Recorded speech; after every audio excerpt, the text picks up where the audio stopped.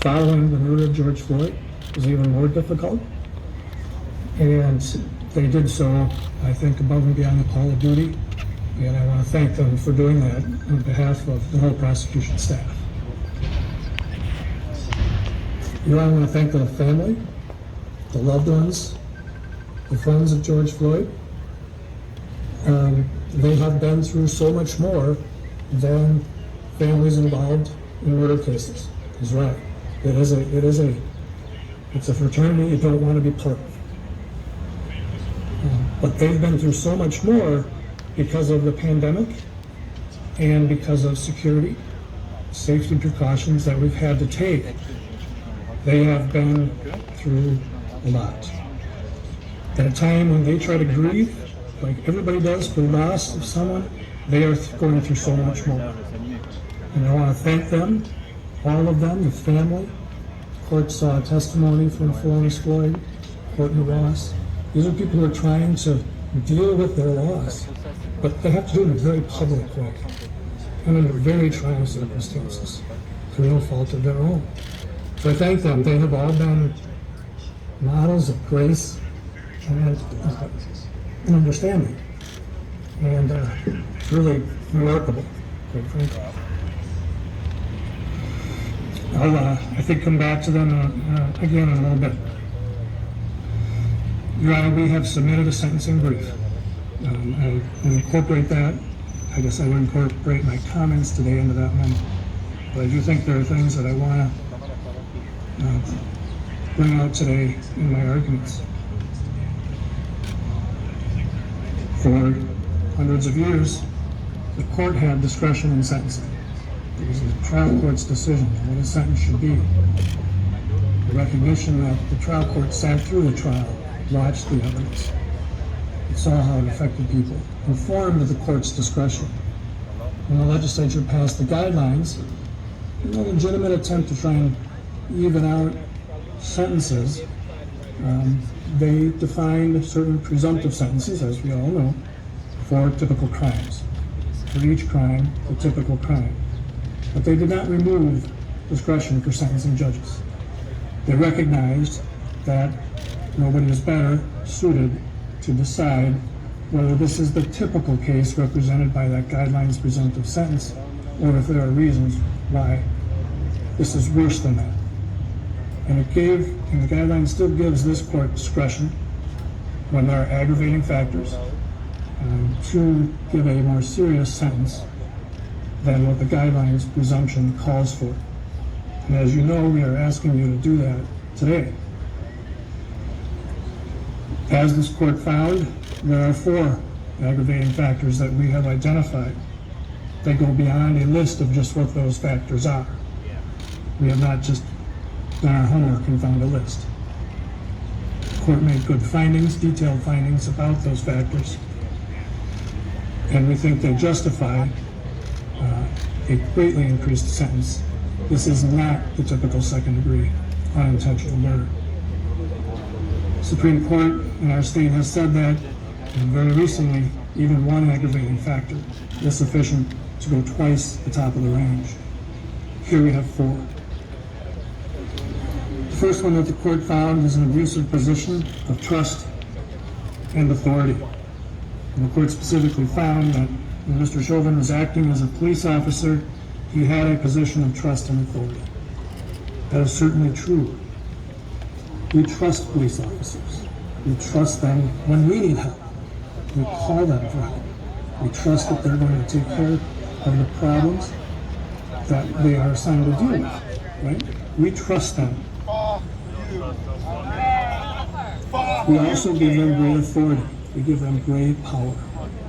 We give them power to use force that individuals would be prosecuted for using. Right? We give them authority to arrest, to detain.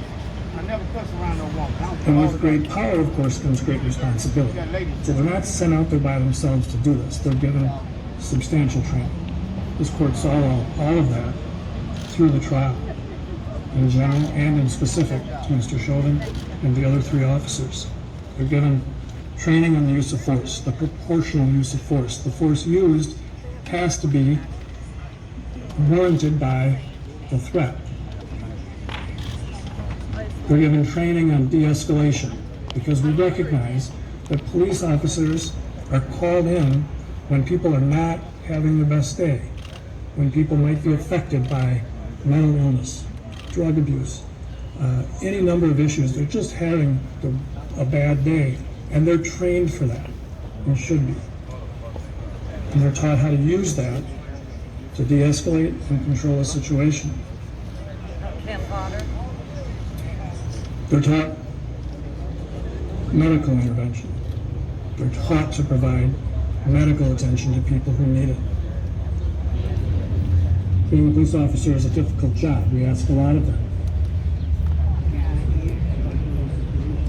It's a profession, there's no doubt about it. But we give them a substantial amount of training. And most officers do it right. This case wasn't about police officers, all police officers. It wasn't about policing. This case was about George Chauvin disregarding all that training he received and assaulting Mr. Floyd until he suffocated to death. One of the things that we heard, Your Honor, and the jurors heard, that can really encapsulate, I think, a very important issue here. 7 words: in your custody is in your care. And it's a real simple mantra. It's a really easy thing to remember. If you're going to take custody of somebody, you have to provide care. You have to do it in a caring way. You can't simply disregard their care.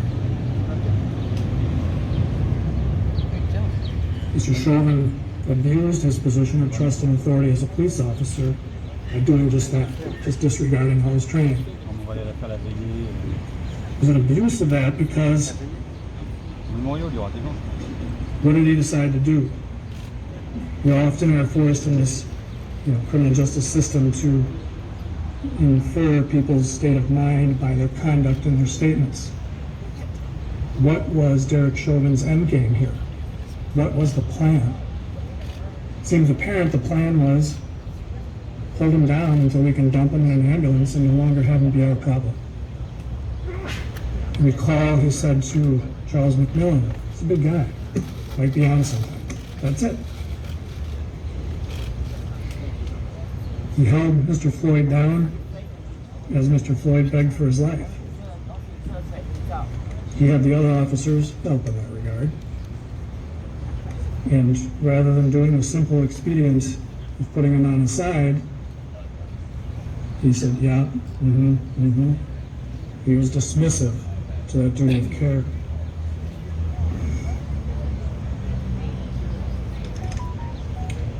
We trust that arrestees will be treated with respect, reasonable force, and that their medical needs will be addressed. I'm paraphrasing from the court's findings. That trust was violated. We trust that they will use their authority reasonably, and this was a particularly egregious abuse of that force. Again, paraphrasing the court's findings. The typical second-degree murder does not involve that extent of abuse, of a dearly held position of abuse, a position of authority and trust by the community and by individuals of the community. Your Honor found that Mr. Floyd was treated by Mr. Chauvin with particular cruelty. I think tortured is the right word. We know that, we've all seen it, Mr. Floyd did not want to be in the back seat. That's it. And that's the rub. It was the need to get him in that back seat no matter what.